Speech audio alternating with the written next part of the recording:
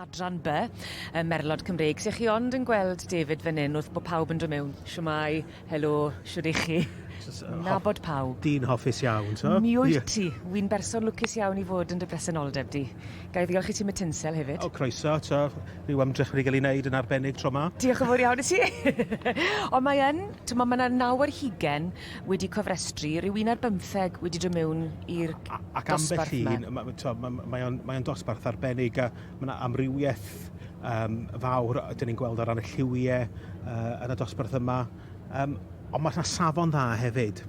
Mae yna safon rili dda. So, mae'n braf cael gweld bod yr adran by, wrth gwrs, yn cefnogi'n dda yn y ffair eleni. Mae yn wleddu'r llygad o ran y lliw hefyd. Mae'n amrywiaeth lliw. Dyn ni'n gweld efo'r adran by, y mwy dwi'n meddwl efo unrhyw un o'r adrannau Cymreig eraill.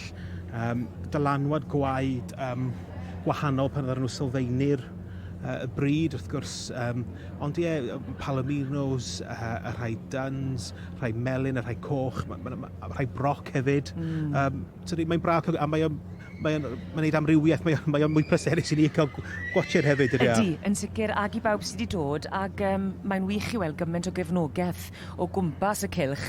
Lot fawr o bobl wedi dod i ddangos diddordeb.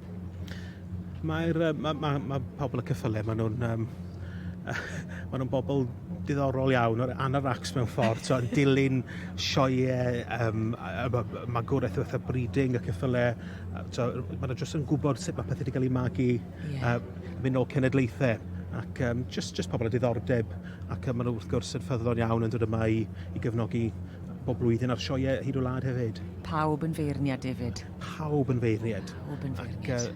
Ambell un, chi'n weld, fydd yna llwyth o bobl amgylch y cylch yma yn beirniadu'r cyffylau eu hunain hefyd. A cytuno neu'n anghytuno efo'r beirniad. Ie, sy'n ni ond yn gallu clywed y sgyrsiau sydd yn mynd rhwng ei gilydd, ynddo fe? O, yn union. Ambell un, sydd ddim yn gallu gael ei ddarlledu, sy'n ni'n meddwl, ond ie.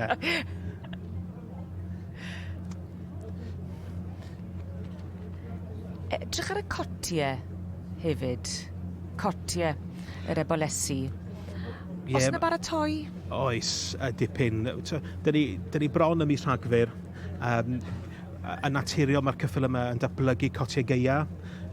Lot mwy o drwch o ran eu cot nhw. Mae'n dipyn o waith brwydro yn erbyn natur mewn ffordd i gael nhw'n barod. Mae pawb eisiau dangos o'r eorau, ac maen nhw'n edrych ar eorau efo cot geia, cot yr hat yn slick.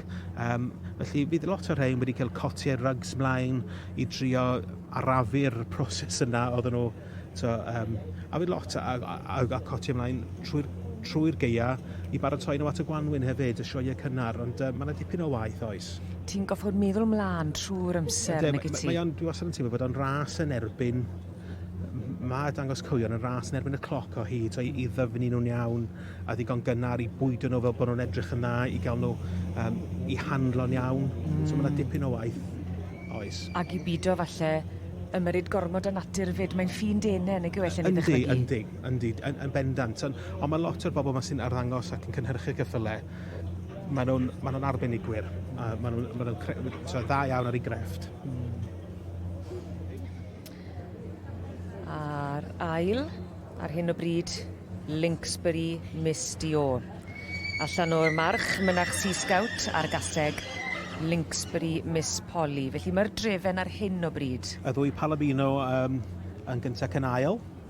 Ac yn drydydd wedyn mae Sue Harris yn agos iawn, yn byw yn agos i Llanfer y Miall, Castlemead, Eliza Doolittle. Dwi'n meddwl bod y beirniad Catherine Scott wedi cael dosbarth eitha cryf fan hyn, a dipyn i ddewis ohono, mae newid ambell un amgylch. Ti'n credu mai aros bydd y rai ar y brig?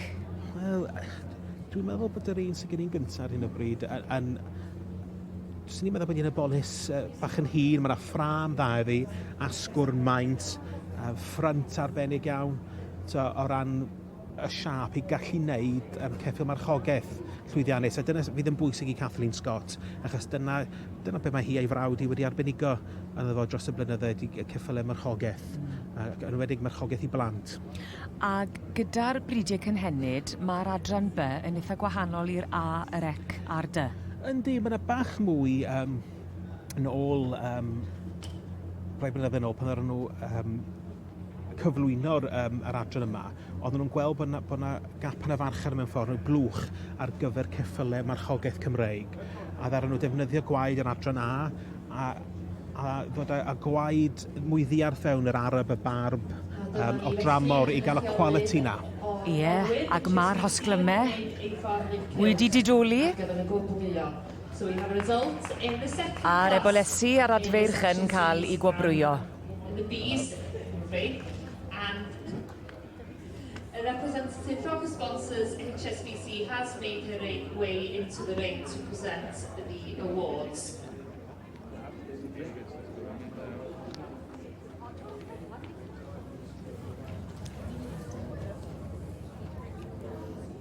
Llongyfarchiadau mawr i'r enillydd. Many congratulations to the winner of the Filly or Gelding 4 class in the section B. And this is on pages 167 and 168 of your catalogues. In gynta yma heddiw, in first we have 2028. Congratulations, Gareth. A nice win here. It's a good class of section Bs. Yeah, it's brilliant. Thank you. Over the moon. I didn't expect it at all. So tell me, how have you got time to show ponies and plan a wedding? Oh, I haven't done nothing with the wedding. My partner done everything. That's all I've sorted is my suit. Oh, so 2 more weeks? 2 weeks, yeah. Yeah, really looking forward to it now. Oh, have you got many more in now? Tomorrow now. That's it today. Oh, good. Is 2038. Well, congratulations and good luck in the championship. Thank you. This is Catalan Valley Fetas, property of Beth Loisel. In Binbag, in fifth, 2026. Apple Meadows, Loobiloo. A'r Eboles ath â hi, Clanmil Mintaka, yn eiddo i Sarah Hunter Rodwell ac yn cael ei dangos gan Gareth Lapping ac yn mwynhau y gymeradwyaeth fan hyn yn y cylch ceffylau ar y dderchog. 2028, Clanmil Mintaka. Followed in second by 2032, Linksbury Miss Dior.